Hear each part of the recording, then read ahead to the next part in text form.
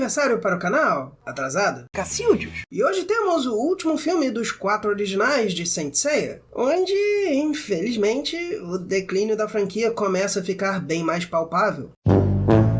A série terminaria em 1º de abril de 1989. Esse filme é de março do mesmo ano e, por mais que tenha alguns momentos bons, fãs da série provavelmente sabiam o que isso e o próximo filme são substitutos para o inevitável último arco. Apesar do fim da série de TV, Kurumada ainda continuaria escrevendo Saint Seiya, começando a saga de Hades em novembro daquele ano. Então, não havia o que adaptar. Aliás, a saga de Poseidon continuou até setembro daquele ano, enquanto na TV, os Marinas não foram tão bem vistos. A solução para essa falta de material parece ter sido uma série de filmes para complementar as ideias de Kurumada. Ainda assim, mesmo tendo uma saga inteira baseada no segundo filme, a saga dos 7 mares acabou na TV antes de no mangá.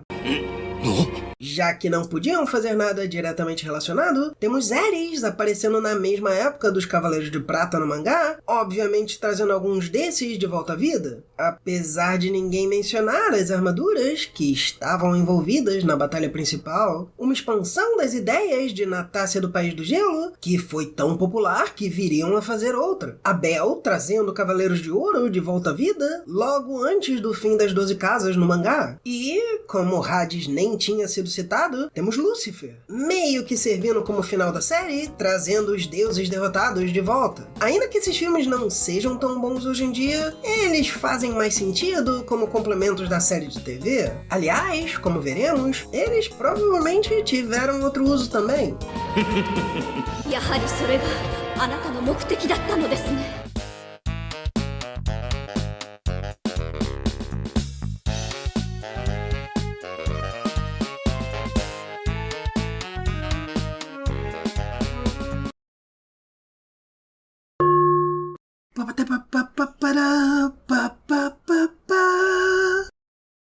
Depois da abertura da saga de Poseidon, uma estrela brilha mais forte e lança 4 luzes para baixo.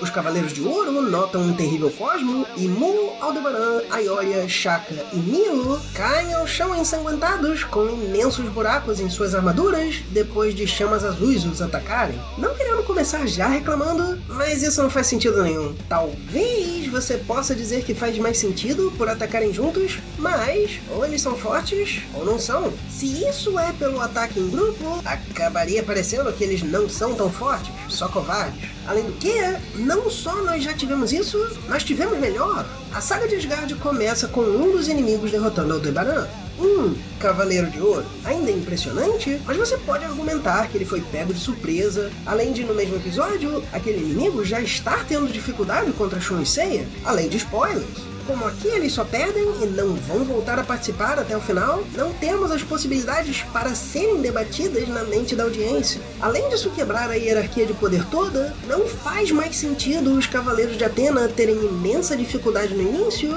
mas conseguirem derrotá-los no final. Em Asgard, é rápido, Shido parece mais com Seiya surgindo subitamente em spoilers, e imediatamente mostrando que Seiya e companhia não perdem a força que usaram nas 12 casas, mesmo que tenha alguma dificuldade. Os cavaleiros anteriormente chamas se ajoelham como sombras em frente a Lúcifer, que desce dos céus. A estátua de Atena fala com ele e chora depois dele falar que vai ser o campeão, e aí ele corta o pescoço dela para ver sua estrela, indo até ela e fazendo surgir o pandemônio, numa cena muito bonita. Por fim, sua estátua se erguendo e nós vemos o título. Então, a estátua de Atena sempre pode falar: olá, cavaleiros! Hoje teremos sanduíche de carne louca na hora da merenda. Caraca, como é que ficou, Antônio?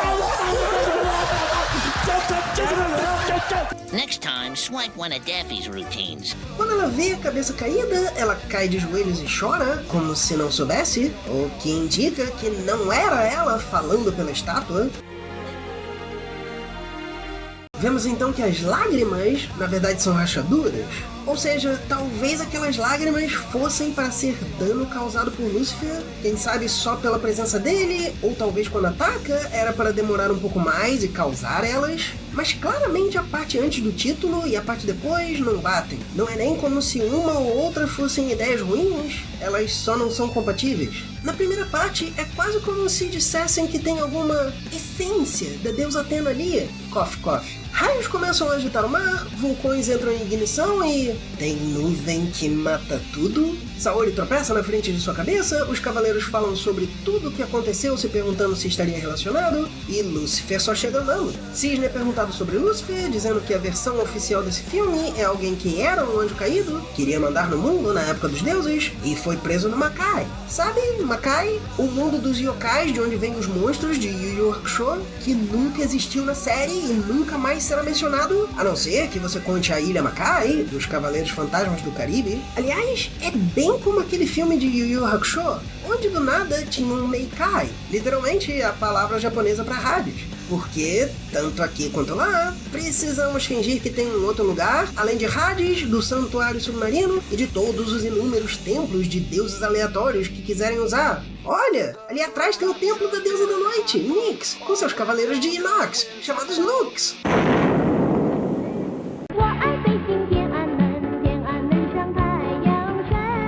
E só pra complicar mais, ele foi anteriormente derrotado por Athena, o arcanjo Miguel e o deus chinês Maristém também, só pra ser mais confuso. Depois disso, ninguém pode reclamar dos deuses romanos em Omega, não depois de enfiar em céu, mitologia chinesa e Makai tudo de uma vez. Mas não, ele não podia ser só um dos deuses gregos primordiais, meio como Abel, como o caos ou a noite. Oi, você tem uva? Não, mas temos cavaleiros de Deadpool, guerreiro semideus de Midgard, apêndice da dimensão oposta e meninos da rua de baixo. E ele disse... Não, obrigado. Then he waddled away, waddle, waddle.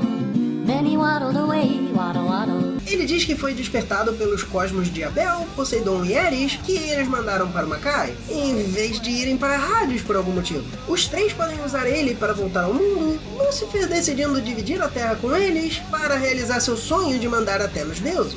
De novo, temos o mesmo tipo de desencontro de ideias.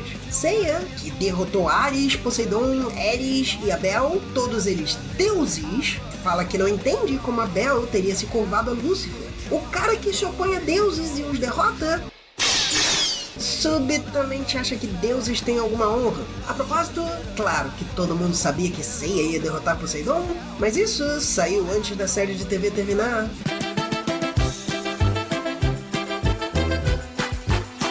Athena diz que ele precisa mandar os cosmos pararem, e Lúcifer diz que sofreu por causa dela e dos deuses. Então se ela aceitar sofrer até seu sangue se esvair por completo, cough, cough, cough, ele impedirá os cosmos dos três. Vemos que se ela não aceitar, os cosmos continuam fazendo o que estavam fazendo, e confirmamos que Ares, deusa da discórdia, de alguma forma faz pessoas envelhecerem ou adoecerem, discordando sua saúde de seu corpo.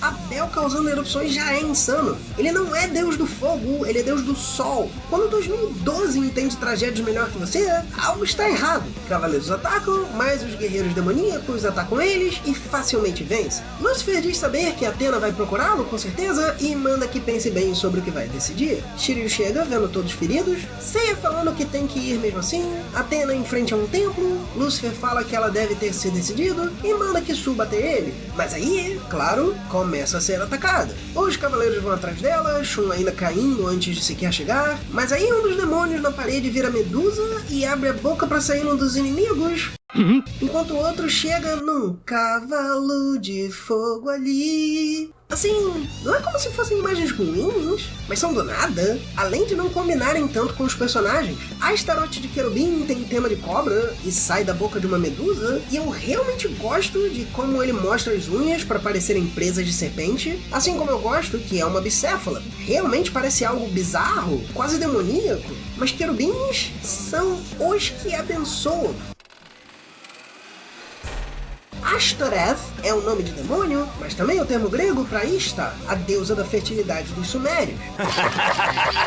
Ou seja, era para ser uma serpente relacionada a amor. Esse cara era para ser uma serpente como a do Jardim do Éden e um cupido ao mesmo tempo. Então, como eu disse, cabelos de cobra para transformar em pedra não fazem muito sentido, a não ser que...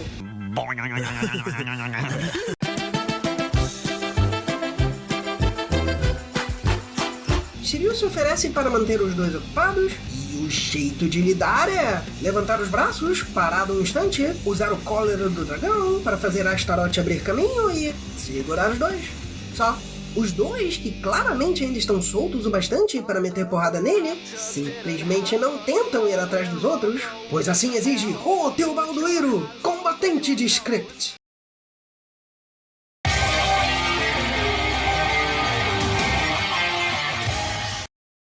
Os três que sobram, o que ainda tá fazendo unha, chegam a uma sala redonda de pilares, onde todos eles caem antes deles entrarem. Tipo, foi coincidência?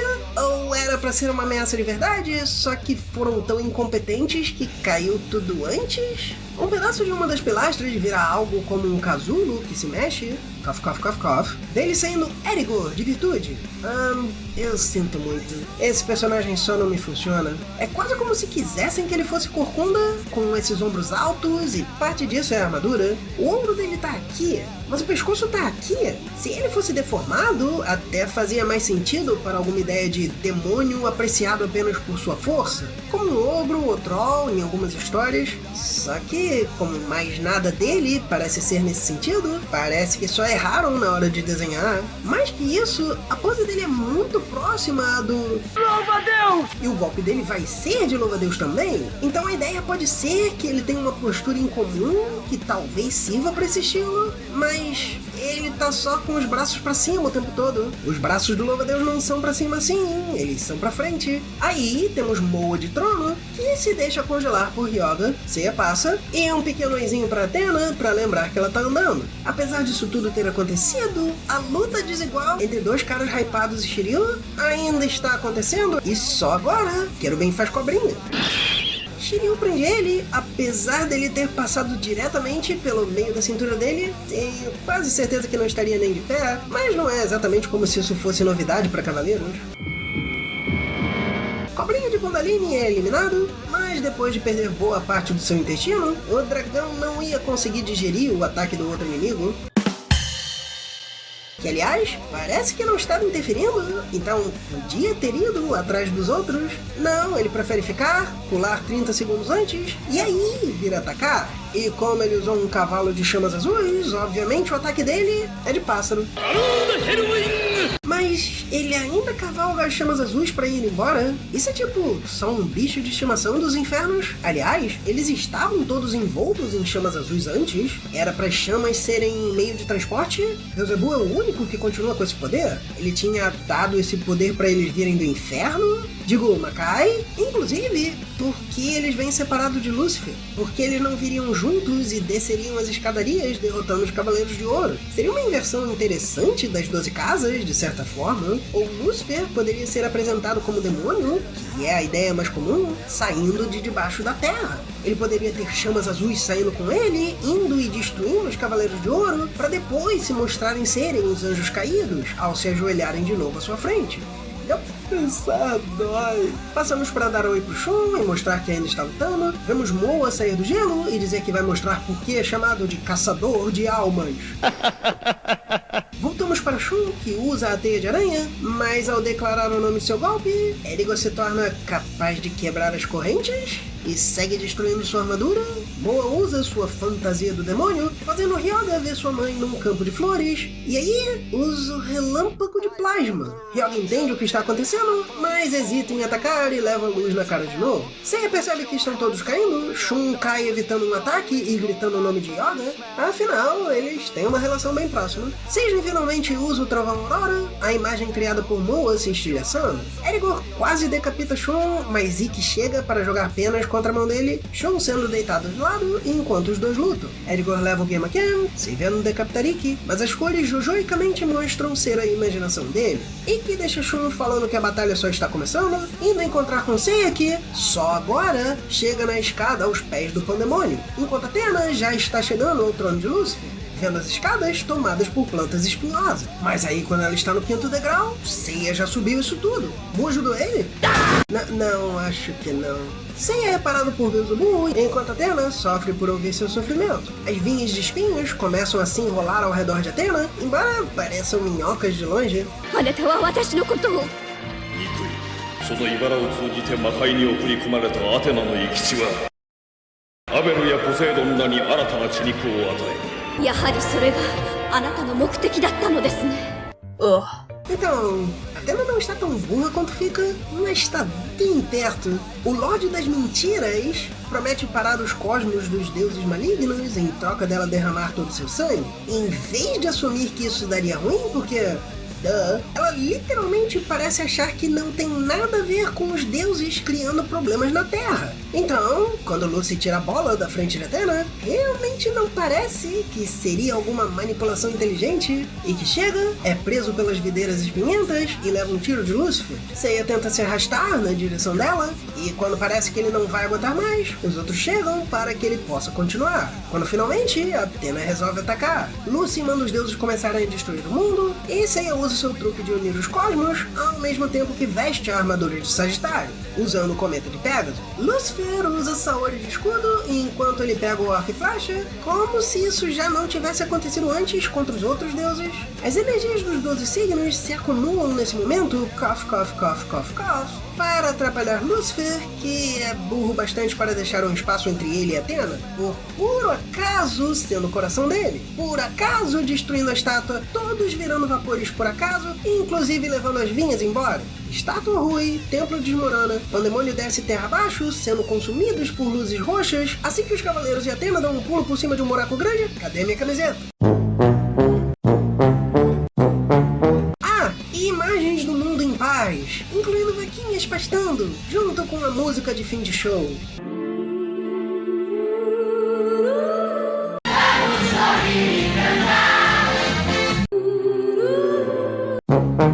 E a explosão jogou câmera fora do planeta. Eu acho importante deixar claro que o problema aqui não é a premissa em si, é a execução. Lúcifer poderia ser tratado como Abel, um deus poderoso derrotado e preso, que aparece sem falar de submundos, nunca mencionados, sem trocentas mitologias serem coladas uma na outra. Shiryu poderia atrasar os dois anjos caídos com o último dragão, sabendo que aquele poder não seria forte o bastante para derrotar os dois, mas talvez os enfraqueceria e os atrasaria. Além disso, não só Ishtar é o nome mais conhecido que poderia ser usado, a associação não é feita. Eles nunca dizem, esta é a serpente do jardim do Éden.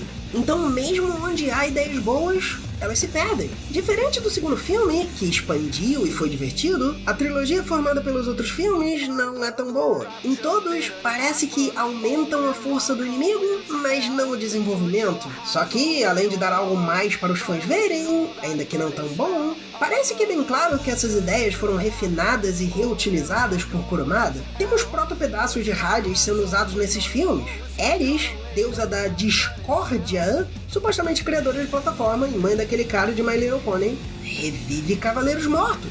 Nem é como se fossem pessoas que Athena ou os cavaleiros conheciam para causar discórdia entre eles. Cristo de Cruzeiro nunca foi mostrado antes e é morto antes de poder virar cavaleiro de Cruzeiro Real. E com 2750 dele, daria um cavaleiro real. Eu só tenho que dizer isso porque eu ainda lembro de memorizar a conversão. No filme de Abel, tão poderoso que teria sido derrotado por querer comandar o panteão, tosse tosse, o deus do sol, revive cavaleiros de ouro, tosse tosse tosse. Opa! E nesse último, Lúcifer é o inimigo. Ei, o que é isso no seu rosto? Ahá! Kurumada participou desses filmes, criando os 5 Cavaleiros de Ares, 4 personagens para o segundo filme, então eu duvido que ele não tenha contribuído com essas partes que vimos, mesmo que mais para sugestão do que uma descrição completa. Ares traz cavaleiros que ninguém conhece e eles caem nos estereótipos. Trovão gelado, escudo, um cara com flechas, porque o nome do Seiya tem a ver com flecha. Aí Abel traz cavaleiros de ouro para termos uma conexão maior, já apresentando parte do drama que teríamos, mas não havendo distinção visual entre eles, como haveria nos ovos. Lúcifer trouxe anjos caídos que ficaram muito sem graça, enquanto Hades era só um brilho sombrio nos olhos de Kurumada. Eventualmente, o casulo do louva-a-Deus e a borboletagem de Moa se combinariam em Nil de Papillon. Talvez Laine seja uma versão de Erigor, com os movimentos rápidos sendo dos tentáculos em vez das mãos, ou veio das vinhas de espinhos. O único, um pouco mais desenvolvido, parece ser Astaroth, com golpes mais interessantes, sendo meio que uma combinação de Shido e Spoiler. E Shido já é uma versão de Fenrir de qualquer jeito. Até a cobra de 2 cabeças lembra Thor. Aliás, categorias de anjos poderiam ser algo mais desenvolvido, Mas é uma ideia muito melhor usar criaturas consideradas nojentas e mitológicas que não tem como associar com Athena ou Poseidon. Sapos, cíclopes, wyverns, trolls. É bem mais variado e permite várias possibilidades. Em outras palavras, esses 3 filmes parecem ter sido uma forma de testar o que Kurumada poderia vir a usar em sua saga de Hades. Essa reciclagem não é novidade para fãs, claro, mas quase sempre a versão original é inferior à refeita. Talvez por isso, não se reclame sempre desses remakes dentro da franquia, ainda que se reclame de Seiya ser igual a todos os Seiyas antes de Seiya. Considerando a animação, não é tão maravilhosa. A história é pior que a dos anteriores, sendo honesto. Então, simplesmente não recomendaria. A não ser que você esteja realmente curioso por coisas da franquia, não vale a pena ver. A única coisa que parece interessante é ver Proto Hades protelando a proposta da pauta. Mas assim termina a versão de TV, basicamente. Teria mais um filme que meio que invalida esse. É como se esse filme fosse Lost Canvas, mas em vez de ser simplesmente impossível, porque Next Dimension diz que não foi assim, o próximo filme diz que Hades aconteceu, nós só não vimos. Não é terrível, mas realmente não vale a pena se você não estiver bem interessado. Você gostou de Ares? É nesse nível, eu diria.